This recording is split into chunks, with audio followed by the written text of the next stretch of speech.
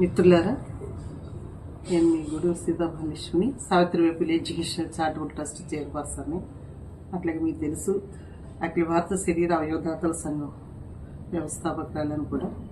మనం శరీరదానం అవయవదానం అనే ఉద్యమాన్ని, ఒక మానవీయ ఉద్యమాన్ని నడిపిస్తూనే పేద విద్యార్థులకి చదువుల కోసం విద్యాదానం అనే కార్యక్రమాన్ని కూడా నిర్వహిస్తున్నాం. గత 2.5 దశాబ్దాలుగా ఎంతోమంది ఉజ్వల భవిష్యత్తు ఉన్న ఇటువంటి బిడ్డలు ఆర్థిక లేమి వల్ల, ఆర్థిక వెనకబాటుతనం వల్ల వారు అనుకున్న గోల్ రీచ్ అవ్వలేక, ఉన్నత చదువులు చదవలేక చాలా ఇబ్బందులు పడుతున్న దుస్థితిని మేము కళ్ళారా చూసాం.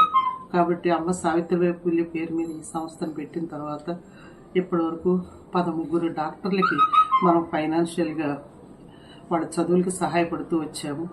కొంతమంది మన మిత్రులు కస్తూరి గారు లాంటి వాళ్ళు, శ్రీరామ్ ప్రసాద్ గారు లాంటి వారు, అలాగే డాక్టర్ ఎస్ ఇంద్ర గారు, అట్లాగే శివరామకృష్ణయ్య గారు లాంటి, అట్లాగే వాసుదేవరావు గారు లాంటి వారు, స్వాతి లాంటి వారు, కొంతమంది మానవతావాదులు ఒక్కొక్కరు ఒక్కొక్క మెడికల్ స్టూడెంట్ని అడాప్ట్ చేసుకుని చదివించడానికి కూడా ముందుకు వచ్చారు.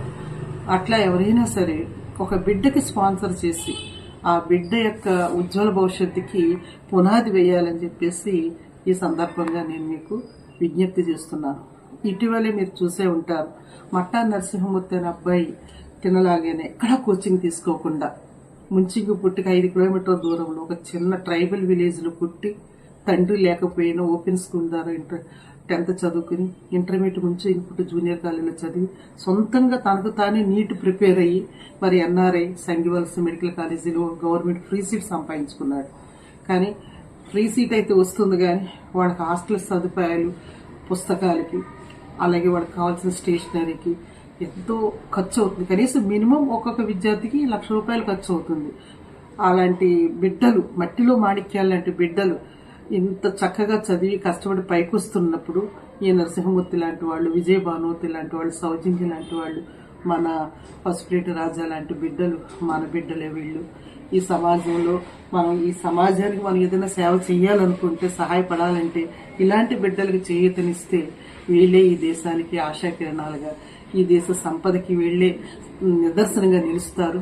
రేపొద్దున్న ఈ సమాజానికి ఉన్నతమైన వ్యక్తిత్వంతో తిరిగి సమాజానికి సేవ చేయడానికి వారు ముందుకు వస్తారు. కాబట్టి మీకున్న కొద్దిపాటి అవకాశాలని, ధన సహాయాన్ని త్రూ మన సావిత్రిబాయి పూలే ట్రస్ట్ ద్వారా సహాయపడాలనుకున్న వారు ఖచ్చితంగా ముందుకు రావాల్సిందిగా, మరి కొంతమంది ఇటువంటి బిడ్డలకి చదువులకి చేయూతనివ్వాల్సిందిగా ఈ సందర్భంగా విజ్ఞప్తి చేస్తున్నాను.